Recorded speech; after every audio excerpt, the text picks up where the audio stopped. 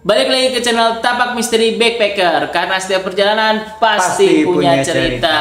Balik lagi hari ini di konten ini bareng gue Kanjit, ditemenin sama Raja. Nah di konten kali ini gue sama Raja masih membahas tentang serial killer di Indonesia. Bener nggak? Benar. Sebelumnya kita udah pernah bahas tentang Dukun AS. Siapa lagi? Robot Gedek. Sumanto, Rian Jombang. Betul, Rian Jombang. Dan sama akan muncul lagi yaitu Babe Baikuni. Babe Baikuni. Ya, dengan yang barunya juga tuh ada yang baru nih. Nih. Robot Gedek. Ya, Sayang. iya benar. Nah, kali ini kita mau membahas tentang yang namanya Rio Martil atau nama aslinya siapa aja? Rio Alex Bulo. Betul. Nah, seperti apa cerita tentang Rio Martil? Saksikan di konten channel Tapak Misteri Backpacker.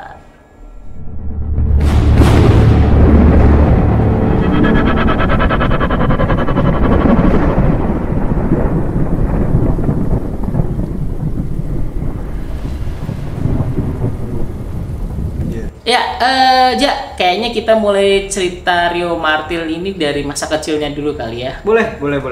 Jadi, Ya, lengkap. menurut sumber yang gue baca, Rio Martil ini waktu masih kecil dia itu termasuk anak yang bandel. Nakal pada umurnya ya. Ya, Umurnya berapa? waktu ya seumuran 8 tahun lah sampai dia tuh dipindahin dari Sleman, tempat lahirnya dia. Yang lahirnya itu tanggal 2 Mei 1978. Oke.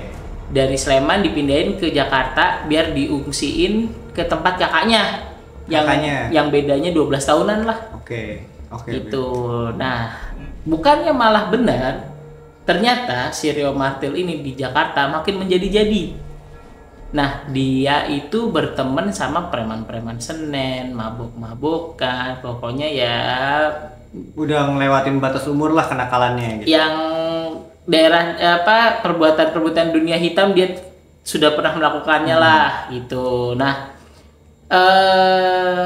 selama di Jakarta itu pekerjaannya si Rio Martil ini dia menjadi orang yang menjual surat-surat kelengkapan kendaraan palsu gitu. Kayak STNK, BPKB palsu gitu intinya.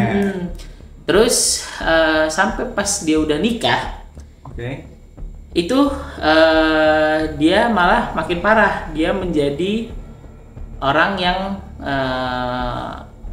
mencuri mobil, ngerampok mobil. Jadi mobilnya dirampok, ditaruh pengepul atau ditaruh ke ini penadah. Tapi dia ngomong sama istrinya kalau dia berdagang pakaian. Jualan pakaian. Betul. Bohong gue. Betul, bohong. Terus si Rio Martil ini memulai Aksi perampokannya sampai dia dinamain Martil di belakang nama aslinya dia atau nama panggilannya dia itu di Surabaya. Bener nggak? Bener di Surabaya. Di Surabaya. Karena sebelumnya tuh dia melakukan perampokan dari tahun 97 sampai dengan 2001 dengan total korban ada 4 korban. Oke, dari korban yang pokoknya dia melakukan kita hitung. Pertama Surabaya. Apa yang dibawa pergi? Mobil pastinya dong. Ya, mobil apa? Mobil apa tuh Mas? Jadi gini, waktu di Surabaya itu dia korbannya tuh rata-rata penyewa mobil. Oh, penyewa mobil? Maksudnya penyewa mobil, orang yang menyewakan mobil. Rental? Ya, rental. Okay. Nah, di Surabaya ini ada mobil Mercy. Oke. Terus habis itu kemudian dia ke Semarang. Oke. Dia ngambil Panther, Isuzu Panther. Terus yang ketiga di Jogja. Itu gagal. Gagal tuh maksudnya 2 di Surabaya itu dibunuh yang nyewain, yang di Semarang juga dibunuh, yang di Jogja gagal. Kenapa yang di Jogja gagal? Waktu dia mau membunuh dengan martilnya seperti korban sebelumnya, martilnya itu copot dari ininya, makanya untuk melakukan aksi berikutnya dia buah serepnya. Oh, yang kedua. Betul. Nah, di Jogja gagal dan yang terakhir itu adalah korbannya yang bernama JJ. Iya benar. JJ Suraji. Dede Suraji. Jadi Suraji yang mempunyai usaha rental mobil. Betul. Dan juga memiliki memiliki pendidikan sebagai pengacara. Gitu. Dan sialnya dia dibunuh di hotel ya? Iya, di hotel. Di hotel. Itu. Nah, pertanyaannya kenapa dia melakukan kejahatannya di tempat yang berbeda, daerahnya itu yang berbeda-beda. Kenapa nggak di Jakarta? Kan sebelumnya kita ceritain di Jakarta. Karena yang tadi dia tuh udah pernah tertangkap. Betul. Gitu. Nah, tertangkap di penjara lah dia Rio ini gitu. Jadi udah dikenal sebagai narapidana kambuhan lah, napi kambuhan. Pesakitan. Nah, ya jadi dia tuh nyari daerah lain buat melakukan aksi yang barunya. Betul. Gitu. Modusnya udah baru nih. Iya. Gitu. Nah, terus lanjut ke cerita selanjutnya, dia akhirnya ketangkap tuh. Ya. Karena banyak lah ada kesaksiannya. Sampai kayak si yang tadi tuh korban yang selamat ini itu menjadi saksi juga. Ya, gitu. Betul. Nah, dia bisa ketangkap tuh waktu dia selesai melakukan perbuatan yang keempat tuh, membunuh si JJ. Jadi dia itu ke hotel sama JJ, terus habis itu dibunuhlah si almarhum JJ ini. Setelah dibunuh, kunci mobilnya diambil, jam tangannya si JJ diambil. Ketika turun dan pura-pura tenang segala macam, ada pelayan yang mengenali si Rio ini dan menanyakan, "Pak JJ di mana?" Si Rio ini bilang dengan tenang, "Ada tuh di kolam renang." Nah, si pelayan kaget karena di hotel itu tidak ada kolam renang. Langsunglah si pelayan ini udah mulai curiga. Jadi dia langsung berteriak memanggil si Rio agak keras sampai mencuri perhatian orang-orang di sekitar dan akhirnya sempat terjadi gitu ya? Ya bukan cekcok sih, jadi penangkapan lah Pak. Penangkapan yang oleh pihak pengamanan di hotel tersebut. Akhirnya dibawa polisi, ternyata di kantor polisi Rio itu sudah menjadi target operasi atau buronan gitu. TO. Betul. Target operasi. Jadi balik lagi ke cerita si JJ ini. Jadi itu oleh pihak kepolisian dilakukan investigasi dan si JJ ini ditemukan sudah tidak bernyawa dengan kepala yang sudah terpukul-pukul oleh martil dan juga sudah ditutupi oleh selimut yang ada di hotel. Betul. Jadi akhirnya itu kejadian tahun 2001. Itu pembunuhan terakhir di luar lapas ya. Betul. Tanda kutip di luar lapas oleh si Rio Martil. Dan lanjutlah dia masuk penjara, divonis hukuman mati langsung dan permohonan gerasinya tahun 2004 ditolak oleh Presiden Megawati Soekarno Putri. Gitu. Sampai akhirnya dia di tahun 2005 ya Jay ya.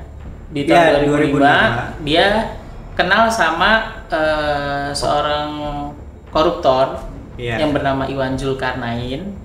Mereka ini berdua langsung akrab nih karena sama-sama dari Sulawesi, berdarah Sulawesi gitu. Nah, si Iwan Zulkarnain ini dia bahkan ngajarin Rio Martil untuk ngaji. Nah, pada saat membunuh korban Iwan Zulkarnain, ternyata si Rio Martil baru berusia 27 tahun. Ya itu di hari ulang tahunnya loh. Di hari ulang tahunnya, iya betul. Di hari ulang tahunnya yang ke-27 tahun. Betul. Si Rio ini membunuh si Iwan Zulkarnain yang dikenal dengan kasus korupsi di PT Pos gitu. Betul. Jadi dia udah kenal lah selama 9 bulan. Selama 9 bulan di penjara. Dia tuh satu sel sama si Iwan ini karena sama-sama satu suku lah dari Sulawesi gitu. Terus akhirnya si Iwan Zulkarnain yang notabene adalah guru ngajinya dihabisi dan kemudian setahun berselang pada tahun 2008 itu akhirnya Rio Martil menghadapi timah panas atau ditembak mati, dieksekusi mati dan disaksikan oleh istri dan 3 orang anaknya. Gitu. Nah itu gue juga mau nambahin si Iwan ini itu ya, dia udah kenal selama 9 bulan itu. Jadi tuh dia kronologis pembunuhan si Iwan. Kenapa bisa dibunuh? Iya, kenapa bisa dibunuh? Karena tuh waktu itu keadaan hujan. Jadi keadaan hujan, jadi tuh ada apa sih namanya, atap yang bocor. Jadi si Rio ini kayak lagi ngepel gitu ya, ngepel. Tapi si Iwan ini dia ngerokok gitu. Dia sambil ngerokok sampai abungnya tuh jatuh lagi ke bawah gitu. Nah, akhirnya si Rio ini itu kayak ini kurang ajar banget kesel gitu kan, sampai adu cekcok sampai si Iwan ini bilang, lu tuh di luar ada nyali tapi di sini tuh nggak ada nyali gitu. Sampai dikatain kayak gitu. Sampailah dia sakit hati, timbullah sisi psikopatnya gitu ya. Sisi psikopatnya karena dia nggak punya martil nih kan, karena dia tuh terkenalnya kecil. Iya, badannya mungil kecil gitu ya, tapi dia tuh nyali tuh nggak kecil juga, gede. Sampai si Iwan tuh dihajar tangan kosong dan mukanya tuh dibekap sama sarung bantal atau ya pokoknya antara spray sama sarung bantal. Dibekap terus palanya dijodotin ke tembok berkali-kali sampai dia terkulai lemas. Dan itu lagi perayaan kayak ya sipir-sipir tuh kayak baru gajian, sampai di penjara itu udah mulai rame, itu udah mulai kacau balau deh. Itu awal mula kejadian kenapa sih JJ bisa Iwan Zulkarnain sampai meninggal gitu. Jadi korbannya totalnya ada 5. Nah itulah akhir dari pembunuhan si Rio Martil itu. Jadi udah pasti nih dia ngebunuh 5 korban. Nah dia tuh ngajuin lagi gerasi dan tetap masih ditolak. Betul. Sampai akhirnya yang tadi diceritain sama Mas Randi, akhirnya dia dieksekusi pada tahun 2008 pada dini hari ya. Ya jadi tuh dia nggak dieksekusi di Nusa Kambangan, jadi tuh dibawa ke tempat yang lebih terpencil gitu ya, yang nggak ada orang sama sekali, baru dieksekusi mati sampai tembus ke jantungnya. Ya, jadi kawan setapak itulah cerita dari serial killer Rio Martil. Ada lagi yang mau ditambahin aja untuk kawan setapak? Cukup itu sih ya. Cukup ya. Oke kawan setapak, gue Kanjit mau ngingetin lagi, jangan lupa like, comment, share, subscribe untuk semua konten-konten di channel Tapak Misteri Backpacker. Jadi biar channel ini berkembang dan kalian gak ketinggalan cerita-cerita seru dari channel ini. Jangan lupa ya, sekali lagi like, share, komen, dan subscribe. Oke, sekian dari kami. Sampai jumpa di konten-konten berikutnya. Channel Tapak Misteri Backpacker, karena setiap perjalanan pasti punya cerita. Bye-bye.